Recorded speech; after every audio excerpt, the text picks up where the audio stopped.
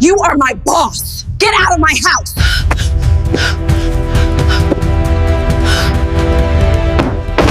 Pack your things and leave this house before I come back.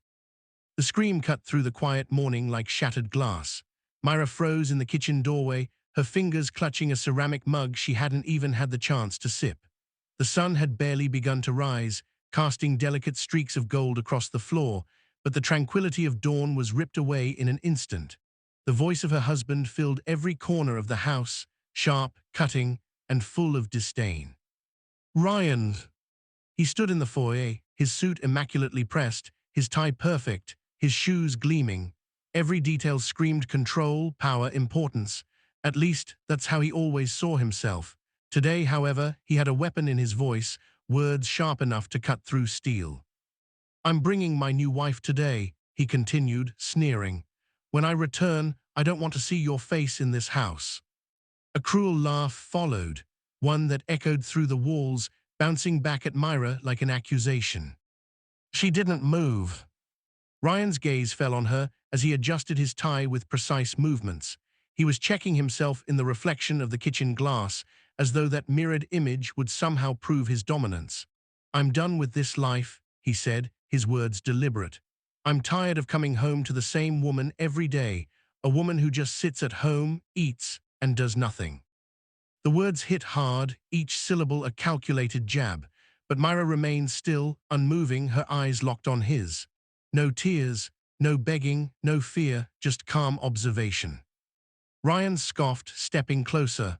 "Look at you," he said, gesturing at her body, his tone dripping with disdain.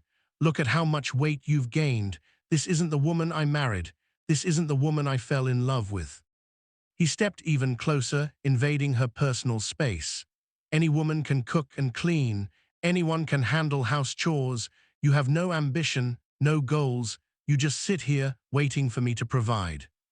He paused, expecting something, tears, excuses, fear, but Myra gave nothing. Her fingers unclenched the mug slowly, placing it gently on the counter. Then, a soft laugh escaped her lips. It wasn't loud, it wasn't dramatic. It was calm, quiet, almost unnerving. Ryan's confident facade faltered. "Why are you laughing?" he demanded, his voice rising. "Have you lost your mind?" "No," Myra said softly, shaking her head. "I just find it amusing." Ryan stiffened, masking his unease with arrogance. "You better be gone before I come back," he warned. "I'm going to pick her up myself, a woman who matches my level." Myra nodded once, deliberately. "All right." Ryan blinked, stunned. Her composure unnerved him more than her laughter ever could. He had expected tears, begging, or at least anger. Instead, she stood like a statue, quiet, unyielding. "This isn't a joke," he snapped, irritation creeping into his voice. "I know," she replied softly. With a dismissive grunt, Ryan grabbed his keys and stormed out. The front door slammed behind him, leaving Myra alone in the suddenly vast silence. The calm that remained was heavy and watchful, as if the walls themselves were holding their breath. She stood there for a moment, letting the silence envelop her. Then, slowly, deliberately, she turned toward the bedroom. Each step was measured, controlled. She opened her wardrobe and began pulling out a suitcase, her movements precise, almost ritualistic.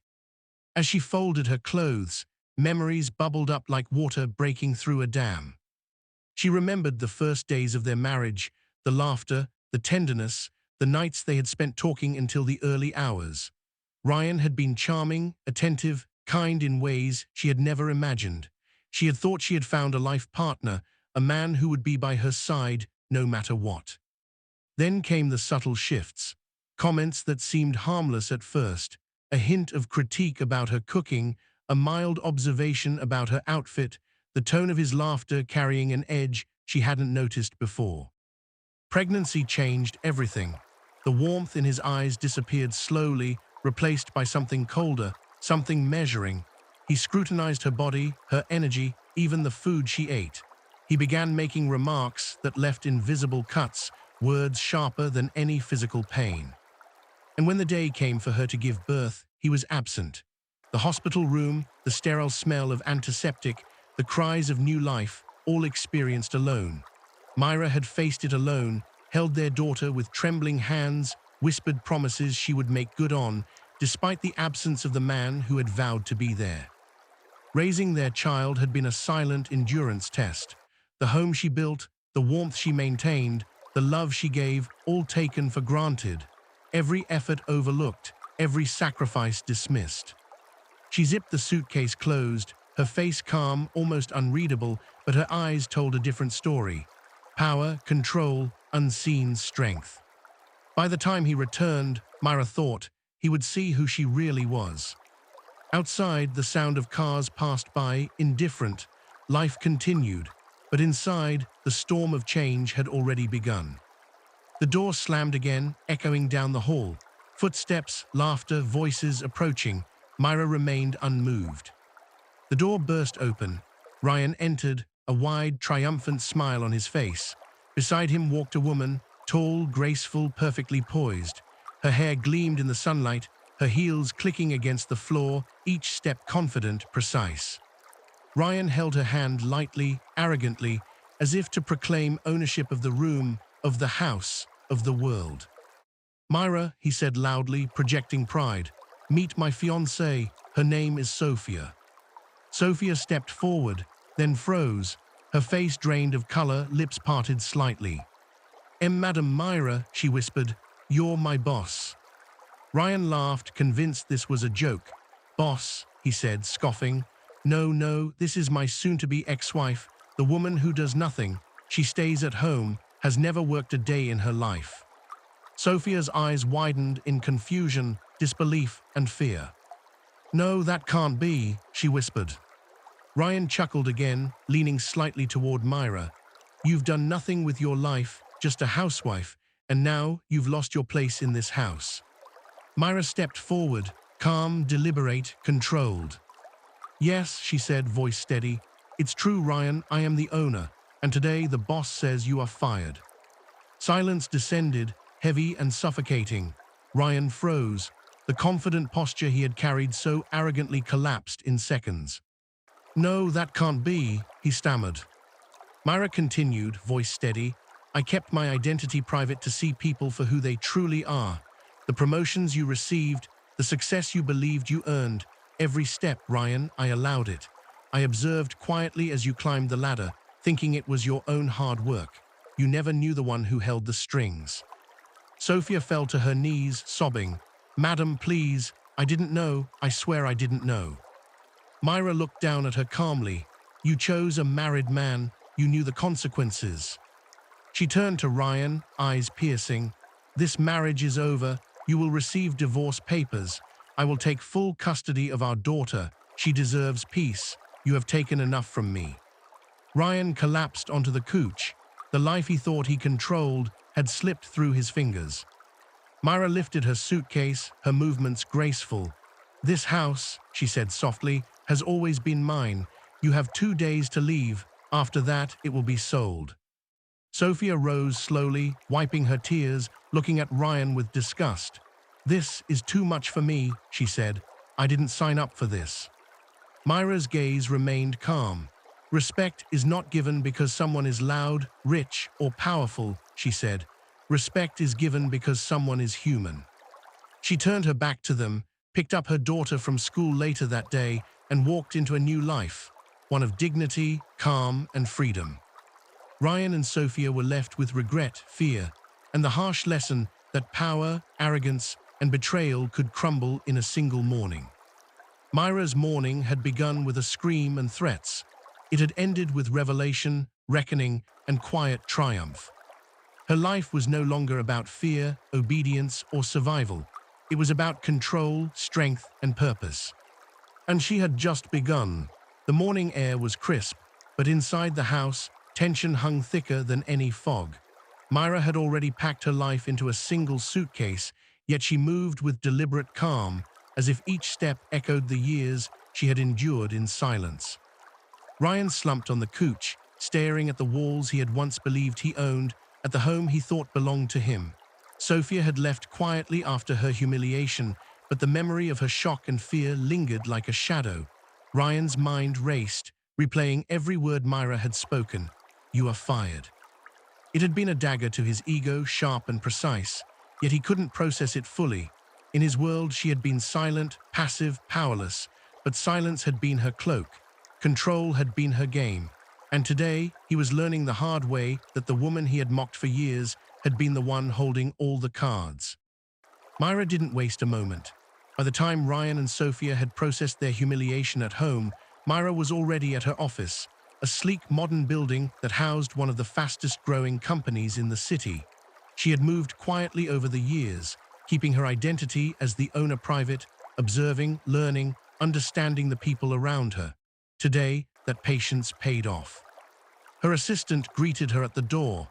"Madam, everything's ready for the board meeting," he said, bowing slightly. "The directors are waiting." Myra nodded. "Good, let them see the truth today." In the boardroom, the atmosphere shifted the moment she entered. Men and women who had believed they were speaking with someone else. The CEO, hidden behind an alias, now realized the woman standing before them was the one who owned everything. She spoke with quiet authority, outlining quarterly results, strategic moves, and upcoming ventures. Every word measured, every gesture controlled. No one interrupted, no one dared. Then the topic of Ryan came up. One of the directors, unaware of the personal storm he had caused, casually mentioned his recent promotion. Myra smiled faintly. "Ryan," she said, voice calm but sharp, "I will be personally reviewing his performance today." The room went silent. Phones were out, emails were checked. Everyone knew this was not a drill. Myra continued, her words slicing through the air. "Every decision made under my oversight must reflect integrity, honesty, and accountability. Anything less will be dealt with." By the time she left the boardroom, whispers followed her. Employees looked at each other with wide eyes. Rumors had circulated about the mysterious owner for years. Now they understood. The quiet, observant woman had been running the empire all along. Back at Ryan's office, chaos had begun. His colleagues, unaware of Myra's identity, had been receiving emails with detailed performance reports, meticulously compiled and signed with her name. Each report exposed his negligence, laziness, and unethical decisions. His phone rang incessantly. Clients questioned his integrity. Investors demanded explanations. And in the middle of the storm, a formal notice appeared: termination of employment, effective immediately. Ryan read it again and again, disbelief freezing him. This can't be real," he muttered. His pride, built over years of climbing the corporate ladder, crumbled like brittle paper. For the first time in his life, he felt powerless. Every lie, every manipulation, every insult he had thrown at Myra now came back to him tenfold. He tried to call her, but Myra's phone went straight to voicemail. No answer, no explanation, just silence. It was a silence louder than any scream. The news of Myra's true identity reached Sophia first. She had been dismissed from her position at the company the same day Myra revealed herself as the owner. Rumors spread fast. Social media buzzed with stories of a woman who had silently built an empire while being mocked at home. Sophia tried to contact Myra multiple times, begging for mercy, pleading for her job back. Myra never answered. Meanwhile, Ryan faced public embarrassment. Friends, colleagues, and acquaintances who had once admired him now looked at him with suspicion. The image of the man who had humiliated his wife, only to be destroyed by the same woman, became a viral story across business forums and social platforms. He could not escape it. No amount of money, charm, or influence could repair the damage. Myra, however, was not one to celebrate petty revenge. She had bigger plans. After securing her daughter in a safe, peaceful environment, Myra returned to the office. She implemented sweeping changes, restructuring departments for efficiency and fairness, promoting employees based on merit, not favoritism, launching new projects designed to expand the company globally. Her leadership style, calm yet decisive, inspired loyalty. Employees who had once underestimated her now followed her vision with fervor. Even investors who had been skeptical were impressed. By the end of the week, the company's stocks had risen sharply, and Myra had gained not just respect, but influence on a scale she had quietly prepared for years. One evening, Ryan finally managed to contact Myra. Desperate, defeated, and broken, he arrived at her new home, a modest but elegant residence she had purchased with her daughter. "Myra, please," he begged. "I didn't know, I swear I didn't know." Myra looked at him calmly, her daughter playing quietly in the next room. The woman who had once been mocked and belittled now radiated authority and control. "You had your chance, Ryan," she said evenly. "You mocked me, disrespected me, and tried to replace me.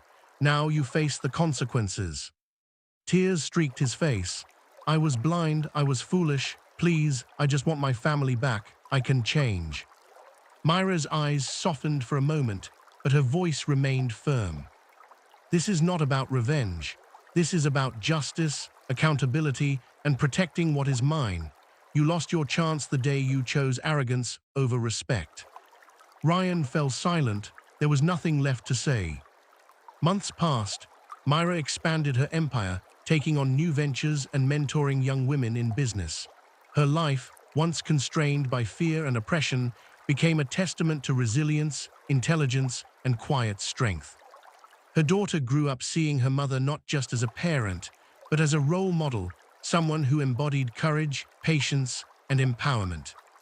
Ryan, on the other hand, faded from the social and corporate circles he once dominated. Sophia relocated to another city, leaving behind her dreams of wealth and status, tied to a man who had nothing left. Myra's calm smile became legendary. People who had once dismissed her now spoke of her as a symbol of intelligence, patience, and unshakable strength. Myra's story became a viral sensation, shared on social media, business forums, and even news outlets. The moral was clear. Never underestimate a quiet woman. Silence is not weakness, it is patience, observation, and strategy. A person's worth is never measured by body, status, or apparent submission. Respect must be earned and given, or consequences follow. Myra's journey inspired thousands, proving that dignity, patience, and intelligence could overcome arrogance, disrespect, and betrayal. One sunny afternoon, Myra stood by the window of her new office. Her daughter ran through the garden, laughter ringing through the air. For the first time in years, Myra felt truly free. No fear, no judgment, no limits. Her phone buzzed, a notification from the company. Another project approved, another step toward expansion. Myra smiled quietly. Her life had been stormy, but she had emerged victorious. And she knew, no matter what challenges came, she would always rise with grace, strength, and calm authority. The woman who was once mocked, belittled, and threatened had rewritten her destiny. And in the quiet triumph of that moment, Myra realized, silence is power, patience is strategy, and respect is earned, never given freely.